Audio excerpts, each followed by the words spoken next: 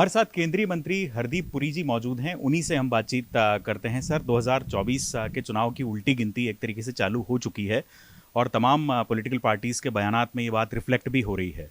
अगर मैं आपसे ये पूछूं कि 2024 के चुनाव के दृष्टिकोण से बीजेपी के सामने बड़ी चुनौतियां क्या हैं, तो आप क्या कहें? तो बड़ी चुनौती चुनौती नहीं कोई है। मैं समझता हूँ कि इस समय हमारा जो राजनीतिक जो चर्चा हो रही है उसमें समय बेकार की बातों पे लग रहा है। अब जैसे एक ऑपोजिशन ग्रुप है जिनको जो अपने आप को operation I full stop N D full stop I ये कहते हैं, तो वो अभी अपने आप को ग्रुप करने की कोशिश कर रहे हैं और रीग्रुप करने की कोशिश कर रहे हैं। और वो चाहते क्या है कि हमें इंगेज करें।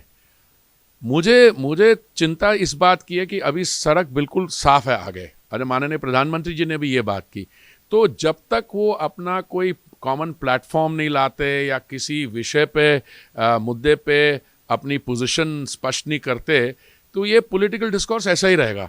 और आज ये प्रश्न माननीय नितिन गडकरी जी से पूछा गया कि आपको कैसे क्या लगता है कि चुनाव में क्या 2024 में होगा, तो उन्होंने कहा कि शायद 20-25 सीटें एडिशनल आएंगी।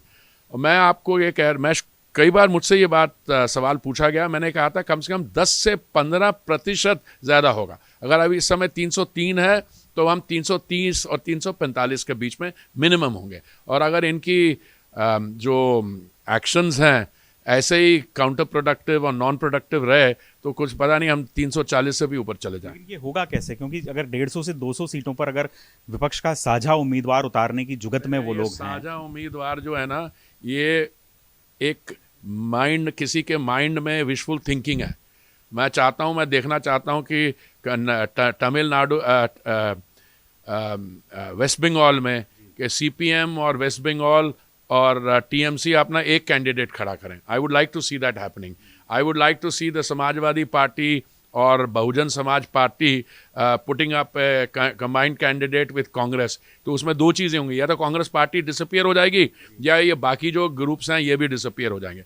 सो ये एक कैंडिडेट खड़ा, सीट एडजस्टमेंट हो सकती है। जैसे दिल्ली में अगर 7 सीटें हैं तो वो कहें कि केजरीवाल जी 5 लड़ेंगे और कांग्रेस 2 लड़ेगी, तो उसमें तो कांग्रेस पार्टी तो खत्म है। जो इन्होंने फॉर्मूला बनाया था उसके अनुसार तो कांग्रेस की 44 सीट नहीं आने वाली, ये एडजस्टमेंट के कारण। आपको ये लगता है कि ये फॉर्मूला क्लिक नहीं करेगा, चाहे दिल्ली हो, पंजाब हो? मैं तो चाहता हूं फॉर्मूला क्लिक करे कि हमारी 400 सीट आए।